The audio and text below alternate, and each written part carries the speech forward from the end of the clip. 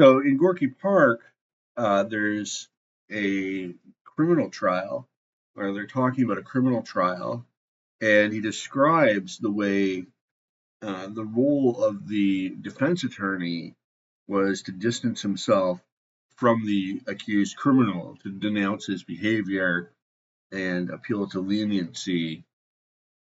It's sort of like in Cardassia, in Deep Space Nine, they talk about the Cardassian legal system, which I guess is sort of emblematic of the Soviet legal system, where they know the verdict in advance of the trial.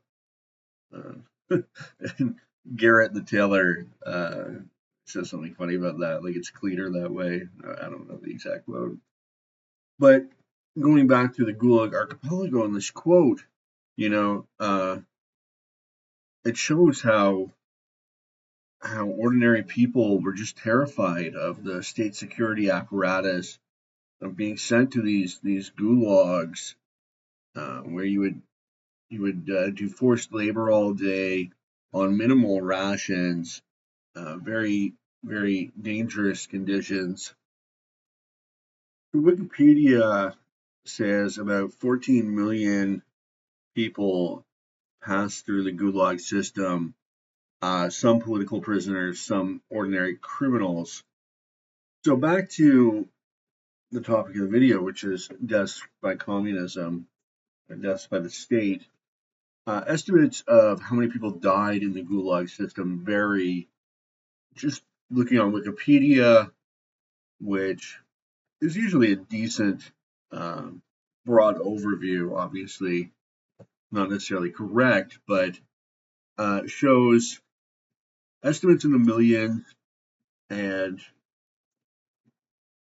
I think that sort of understates it. I mean, if you have 5 or 10 years of your life taken from you for something as benign as criticizing the government, and that's even if you survive the experience, that's still very brutal. They also apparently would release people when they were sort of on death's door, so they would die in a hospital or in the street or wherever, and not in the gulag, even though basically they were killed by the harsh conditions of the gulag. Are these deaths from communism? It was the communist state and the communist secret police that built the whole system. In the video, the guy, overzealots, nice name by the way, he says that has nothing to do with communist theory. And that seems to me to be a huge cop-out. I mean, whether or not your theories include this, like you have to own the conditions that are caused by your ideology, by your belief system being put in place. When the state has total control over the economic realm, the political realm, when you have a dictatorship of the proletariat, quote unquote, you have to own the consequences. I mean, that's your system being put into place. I mean, like it or not, the Soviet Union is the number one example of communism in human history. It was the largest experiment. I mean, at the time, communists everywhere championed it. Even still, a lot of communists issue apologetics for the Soviet regime, try to minimize the terrible death toll of the Soviet state. And earlier in the video, Overzealots tries to cope and say that, well, the Soviet Union wasn't really socialism, it was state capitalism, where the state was the bourgeoisie, which that doesn't really make sense. It's sort of the very typical of communists to abuse language and to change the definitions of things so that they can trip people up and accuse people of being ignorant for not understanding the nuances of the special definitions of words that Marxists use. It's a very deceitful and dishonest tactic, but it impresses the dim-witted. I mean, in the first place, there isn't really a difference between socialism and communism.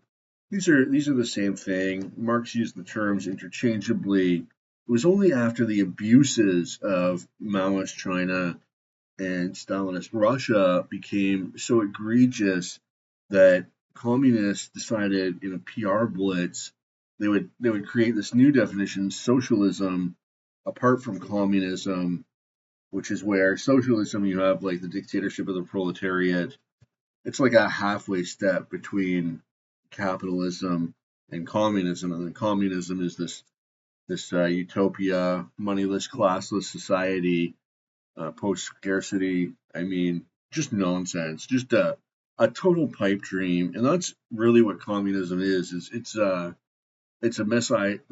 messianic religion. It's a religion. It's a belief in some utopian system that can never possibly work. So yeah, when the Soviet state imprisons people and they die in that prison, especially when they were in prison for no good reason, simply because they said the wrong thing or angered the wrong person, then I absolutely attribute that death to communism. I don't see how you could not. Purges. So under Stalin, he purged basically all his closest friends, and he killed them because he was terrified that somebody else would seize power from him. So again, going by Wikipedia here, the deaths from the purges was around 1 million people, and this was in the lead up to World War II. Ironically, it really crippled the Soviet military response and really damaged their ability to wage war with Germany because they killed all their officers, all their high-ranking officers.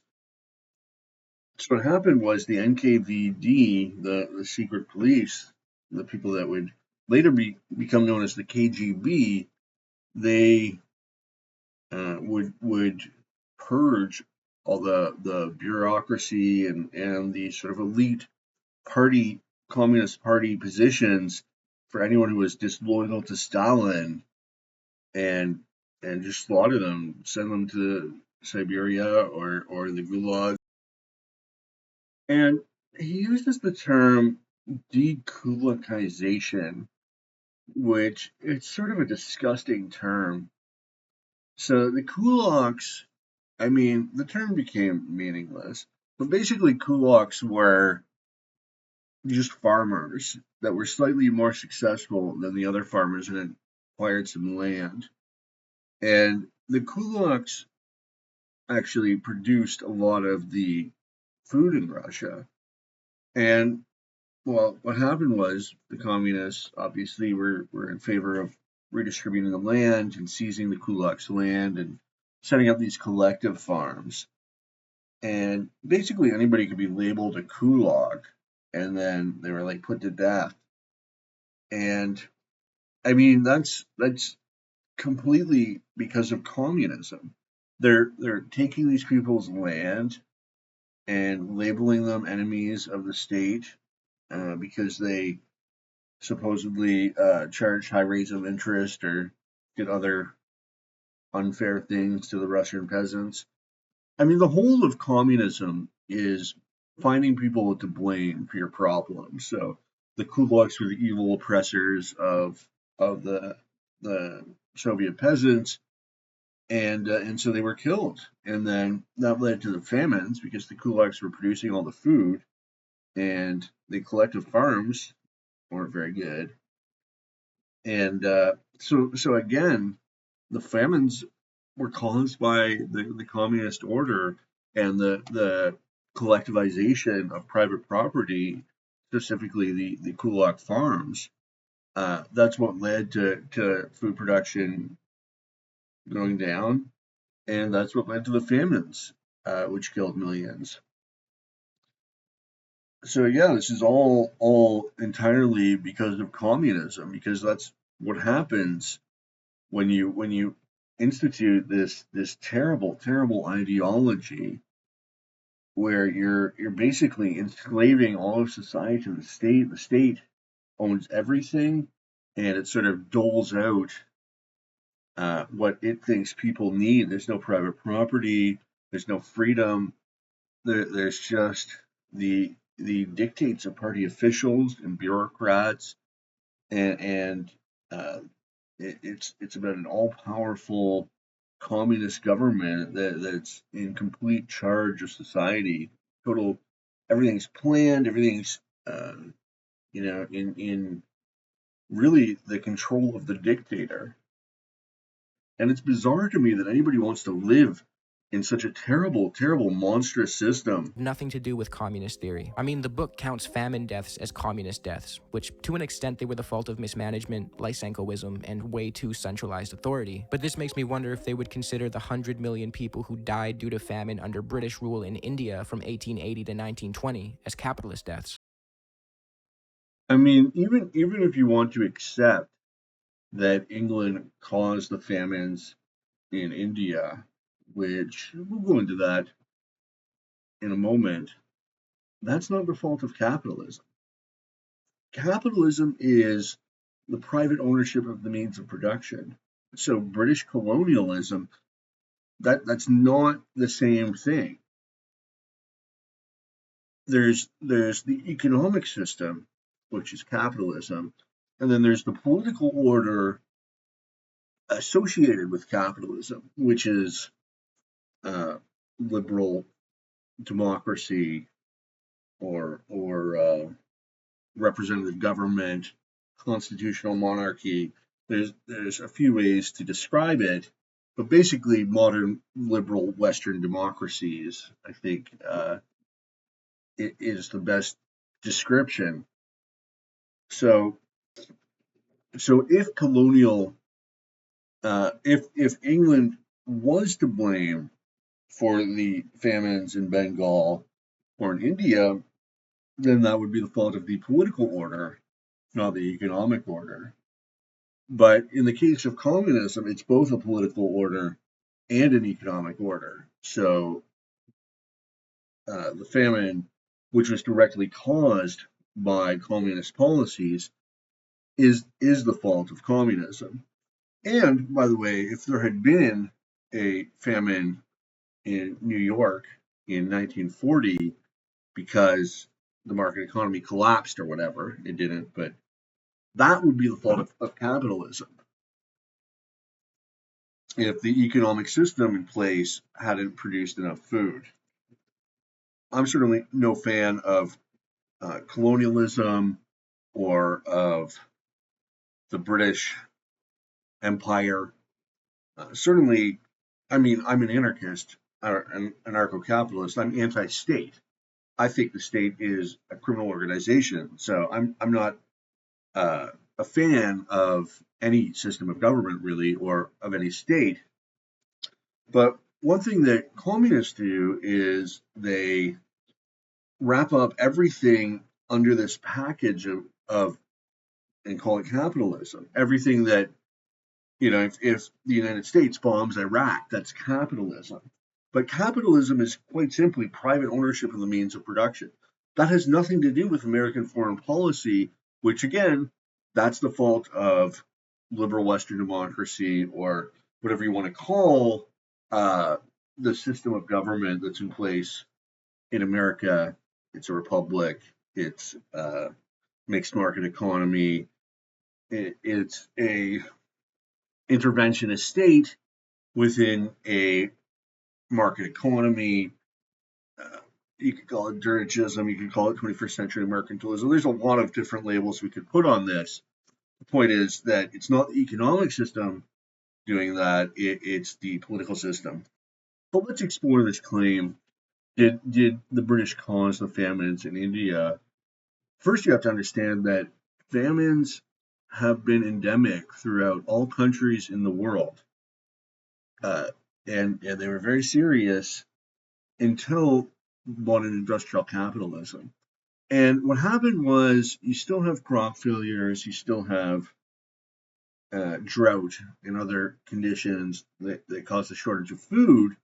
But now industrial nations have the spare capacity to trade industrial production for foodstuffs from other countries, and that's why there have been no famines in modern capitalist nations. The sole exception, maybe, of the Irish potato famine.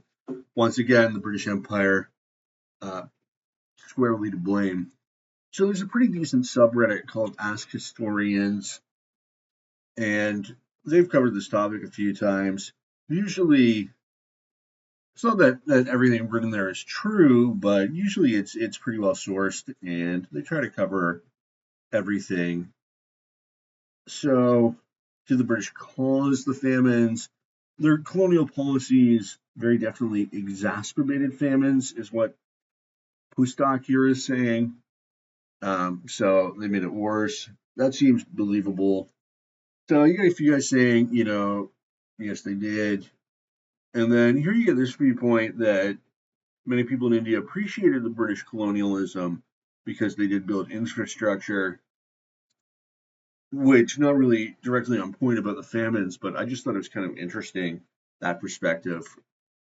The thing was, I mean, whatever looting or exploitation the British Crown might have done at the time, I mean, the Indian economy was extremely backwards uh, before and after colonialism.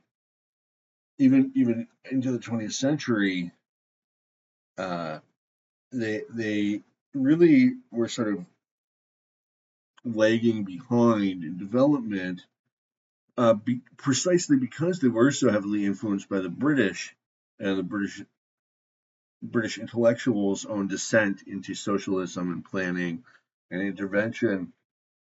Uh, Milton Friedman does a good bit on this on Free to Choose, how they would subsidize the hand looms in order to keep textile workers employed in these sort of very inefficient solo hand weaving operations when they could just use technology and do it so much more efficiently, which eventually they got into, but they were like subsidizing the hand looms for a long time.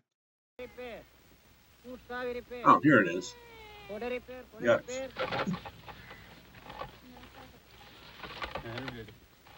This is sizing. It's an essential technique in cloth production where the yarn is smoothed clean.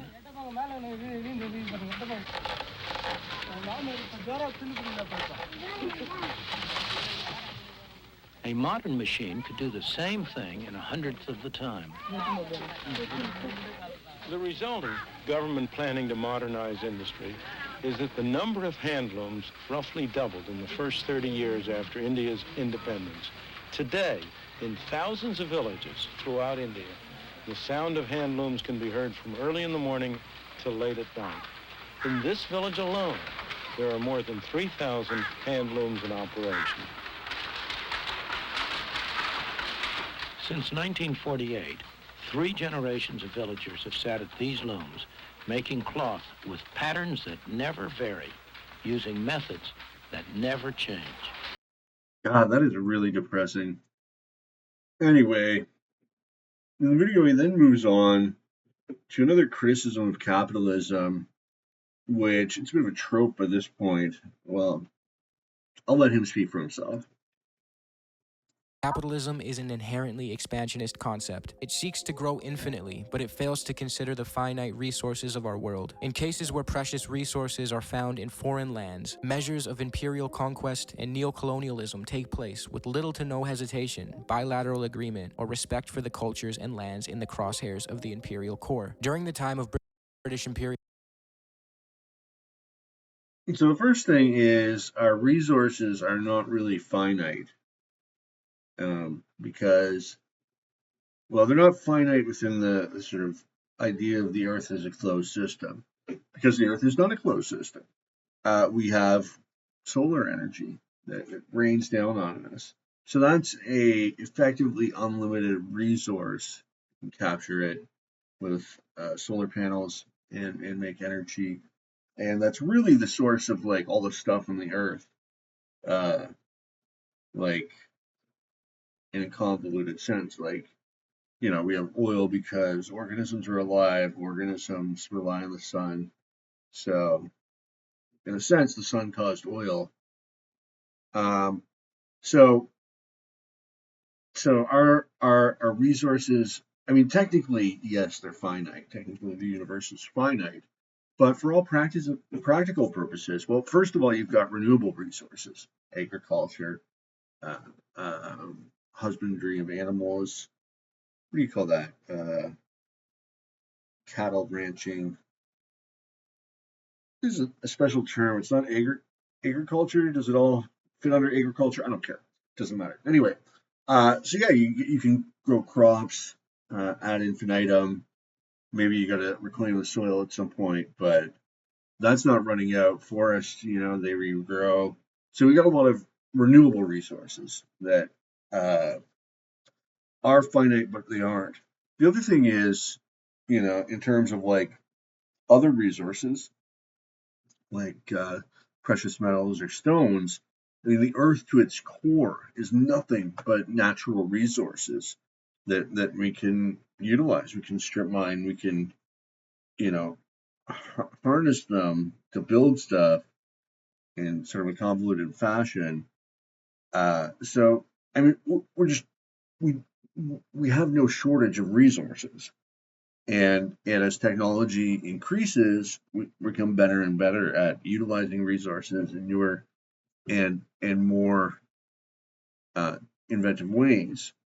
So this idea that we're gonna run out of resources is pretty ridiculous. People talk about running out of fresh water when, I mean, we know how to desalinize ocean water. It's expensive now. We already do it some places. It's only going to get cheaper. We're only going to get better at it. We're only going to develop new sources of energy that are cheaper, cleaner. So really, there's no issue with resources. The other thing, though, is it says capitalism is inherently expansionist and seeks to grow infinitely. Which I mean, it's just wrong to personify capitalism. Capitalism is a economic system where the means of production are privately owned. Capitalism has no goal. Capitalism can't act or think or feel or want things or be inherently expansionist. I guess we can give them poetic license, but capitalism isn't inherently expansionist. People like to acquire wealth, so capitalism facilitates that. But capitalism would work just as well if there was no growth. If uh, we didn't really produce anything year by year, it's still the best system. It's still the best way to allocate scarce resources. Like if you were I was going to say if you were on like a space shuttle, but in that situation, maybe you want more like dictatorial control. Uh, you don't want you need like a captain. I think like anytime you have a ship, you need a captain. It's just totally in control, hopefully experienced and knows what he's doing. I mean, I don't, I'm not in the Navy or anything, or I don't operate naval frigates, but that's my understanding is that every ship needs a captain, and like I don't know, talk to the people in the military about that. It's a subject I know nothing about. So then he talks about imperialism, which it's definitely a very important subject. And the Marxist view, which is nonsense, is that in late stage capitalism, you have this crisis of overproduction. And so imperialism, uh, I guess they funnel those resources, or I don't know. I don't know exactly how it works, but supposedly imperialism and there's not enough markets, or I mean, Marxist ideas are just dumb always. But so what actually happens with imperialism is that basically just like the weight of the military machinery itself drags the country to war, even when there's no clear economic or interest or security interest. It's just, you have that military, you have all these soldiers and tool sets and helicopters and fun toys to play with, and eventually it just gets used. So I think the phenomenon of imperialism, which I'm not really doing justice to right now, although I do think the Marxist ideas around it are pretty stupid. Um, I'm not sure my ideas about it aren't, or Schumpeter's or whatever, aren't also stupid, but it's an important subject to discuss, to consider, and one that really has been neglected by right-wing thinkers in general, and well, really everybody but the Marxists. So Marxists do get some credit there, even if they only get half points because they came to the wrong conclusion using the wrong methodology. But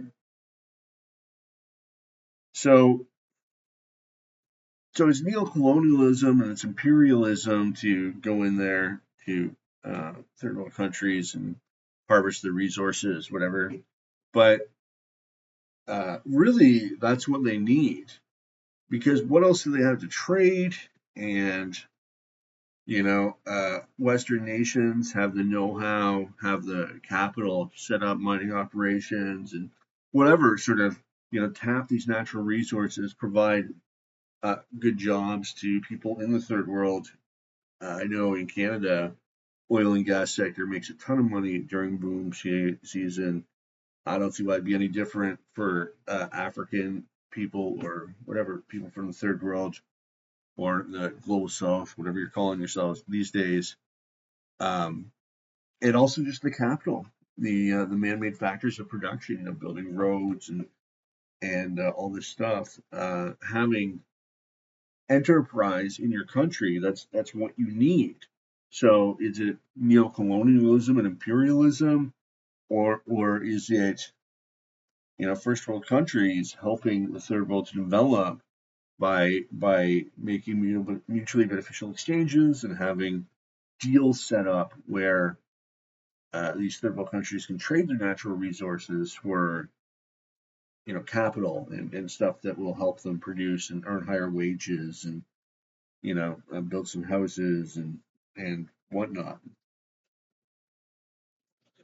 And part of the real tragedy for Africa in particular is that because they had such negative experiences with the colonial powers in the first place, they really rejected a lot of the core values of Western society and Western civilization.